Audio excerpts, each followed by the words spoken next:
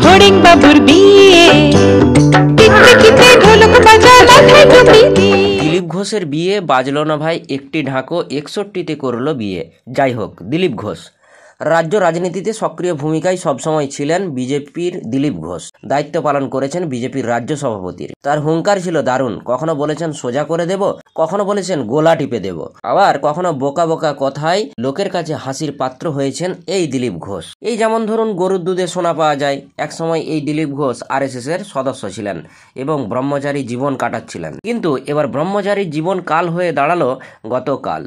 Morning walk করতে গিয়েই নাকি এরকম হাল হয়েছে দিলীপ ঘোষের। মজুমদার ও ঘোষের রাজনৈতিক রংটাও একই, তাই পরিচয়ও হতে থাকে।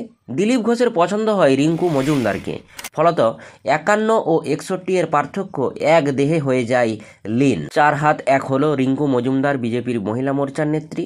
প্রথম স্বামীর সঙ্গে ডিভোর্স হয়েছে এবং একটি 25 বছরের ছেলে রয়েছে রিঙ্কু মজুমদারের। অর্থাৎ বলাই যায় দিলীপ ঘোষ বিবাহ করেই বাবার মর্যাদা পেলেন। অনেকেই ফেসবুক জুড়ে পোস্ট করেছেন যে পশ্চিমবঙ্গে পদ্মফুল ফোটাতে গিয়ে নিজের বিয়ের ফুলটাই ফুটিয়ে নিলেন দিলীপ ঘোষ। বিরাট আয়োজন না করলেও, বিশেষ কাউকে নিমন্ত্রণ না করলেও এ রাজ্যের মুখ্যমন্ত্রী মমতা বন্দ্যোপাধ্যায় শুভেচ্ছা পাঠিয়েছেন।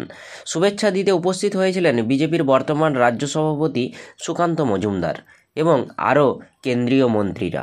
তবে কি দিলীপ ঘোষ RSS থেকে বাদ পড়ল? RSS কি এই বিষয়ে কোনো প্রতিক্রিয়া দিতে বাধ্য? না, বিবাহ করবে কি করবে না সেটা তার ব্যক্তিগত বিষয়। RSS-এ এরকম কোনো নিয়ম নেই। তবে দিলীপ ঘোষের বিয়েটাকে নিয়ে পজিটিভ মতামত আসছে বিভিন্ন জায়গা থেকে। অন্যান্য রাজ্যের বিজেপি নেতাদের মতো পরকীয়া, ধর্ষণ বা একত্র যাপন করেননি Dilip Ghosh.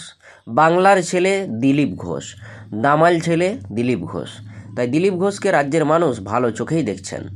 Bureau report, news 10 Bangla.